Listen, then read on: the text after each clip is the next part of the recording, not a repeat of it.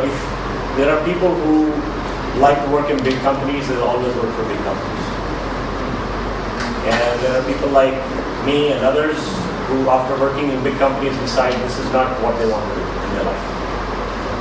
I want to call my own shots. In the end, obviously, you work for somebody, so don't kid yourself. Whether you're working for your customer or your investor or whatever, you're always working for somebody. May not be for one jerk boss, but maybe for 100 other jerky customers.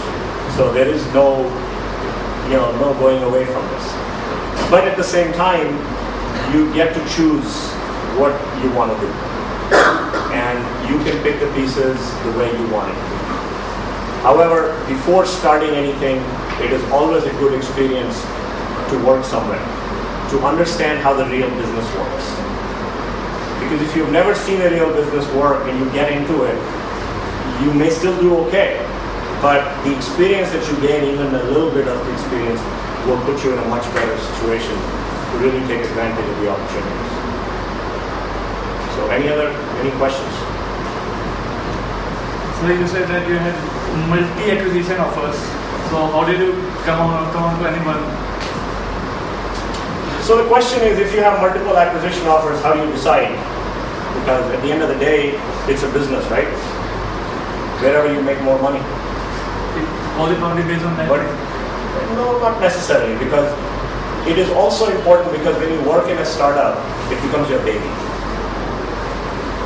And even though, yes, you get a cash or a stock or whatever the transaction do you, but you want to find the right home where you know that the technology or the company or whatever product you build, it is going to grow.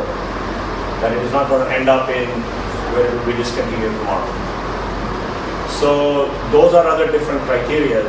Obviously, at the end of the day, you have to see if you are making the right return on it or not. But if the return is coming at the cost of this is going to be just dumb because one of your competitors is buying to take you out of the market, I won't sell them. Okay. So, anybody else? So you said that after 9/11, your company went down. So how did you decide to go forward? What to do? So the question is, after 9/11, if the company went down, what did you decide? So we were in the telecom business, where we were building a voice over IP switch for the operators. So each of the operators is worth about $100 to $120 million in revenue over 3-4 years. So we had 5 customers at that time, out of which 3 of them canceled their projects. However, we believed in the product and the technology we were doing. We also had 2 customers who we were supporting, and we were one of the few companies in the business who actually had a working product. So we were able to convince our investors and our employees that this is the right thing to move forward on. Because whenever you're trying to do a business, you have to be able to convince other people what you're doing makes sense. Not that you can convince everybody. There are going to be people who will be skeptics. They will not believe you. They will not go along with you. But you need to have at least few people who you can convince who are going to move ahead and believe in the vision that you are giving.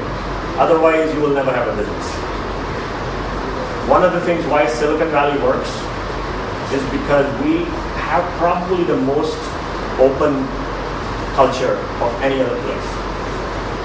I can go to, I'm thinking of an idea, I'll probably go in and talk to 5 other people. 3 of them are my friends, 2 of them are not quite my friends, but I've found them, and I know that they are very much active in that industry, so I'll get all their opinions. Something which doesn't happen in any other city. Because in every other city, people say, it's my idea, I don't know if somebody else will steal it, so they don't share. Not that it doesn't happen in Silicon Valley too, it happens. But despite that, the culture lends itself very well to a very cooperative kind of work. So what are the foundations for any new venture except from knowledge, capital and idea? So what are the foundation stone for any venture? I think the first and foremost is obviously do you have an idea that you think is different enough that somebody else is going to pay for it? If you don't have an idea that is different and everybody else is doing it, and you have nothing different about your idea, you can probably still sell it, but can you really scale the business? If you come from a very rich family where you have a lot of money to throw around something, maybe you come from behind, like if you look at Reliance, they always come in to the industry when the things are established, but they can throw a lot of capital at it, and so they can gain some market share. But for most entrepreneurs, that doesn't work. For most entrepreneurs, what works is an idea which is unique enough where you're really trying to solve a problem. So there are two kinds of problems that people solve. One we call a painkiller, and the one is what I call a vitamin. A vitamin. So you need to figure out the problem you're going to solve. Is it really solving a real pain in a consumer mind that exists, or is it nice to have? Let me give you an example. So iPod, for example, is a nice to have. It's not a painkiller. It didn't solve any problem that didn't exist in people's mind. Today we think that was a problem. But when it came out, that was not a problem. But there are only few companies that succeed in selling a vitamin. Most startups that succeed because they are doing a painkiller.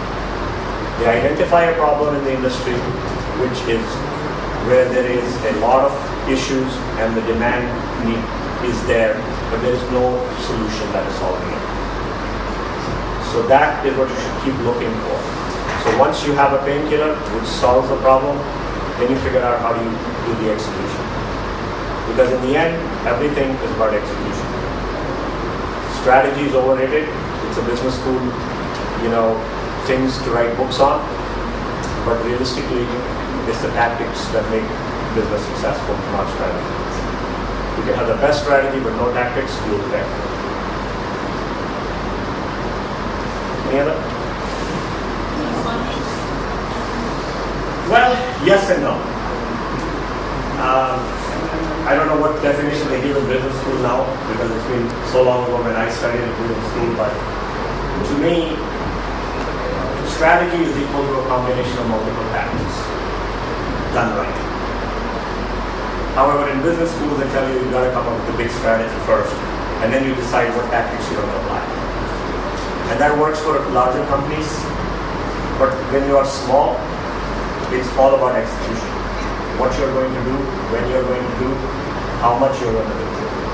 It really does not depend on what your brand vision might be if you don't know how to execute and make sure you sell what you want.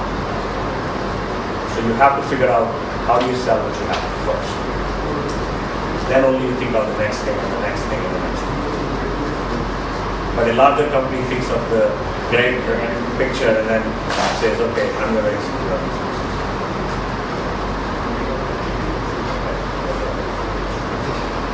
Sir, do you think that good idea is better than good money? Good idea is better than good money in your business. Good idea is better than good money. I don't know how to interpret it, but the idea and money really don't quite, they're not each other's cousin anyway. But let me try. So I think if you don't have a good idea, you're only going to put good money after a bad thing. So you need to first make sure you have the right idea before you put money into it. I don't know of many cases where people put the money in and then the idea evolved. However, there are people in today's world with the internet. It is really possible to test your idea so much faster than it ever was. So there are many companies where, I'll give you an example of a company that I know. It's a company called Zeus. I don't know if any of you know. Have you heard of it? Okay. So Zeus was started by the two guys who just graduated from Berkeley. And Zeus was called Polation before. It was basically a Facebook app where they used to take polls. and they used to do polls for everybody. Now, in the world of Facebook, if you know how to market yourself very well, they put out on the Facebook, they will have millions of users, and they were actually break-even. And then they decided, we cannot scale this business. They tried various ways, and the business was not scaling. And these were, 3 guys with a lot of coffee and no money. That's all it was. They were just doing it in their apartment, developing the product,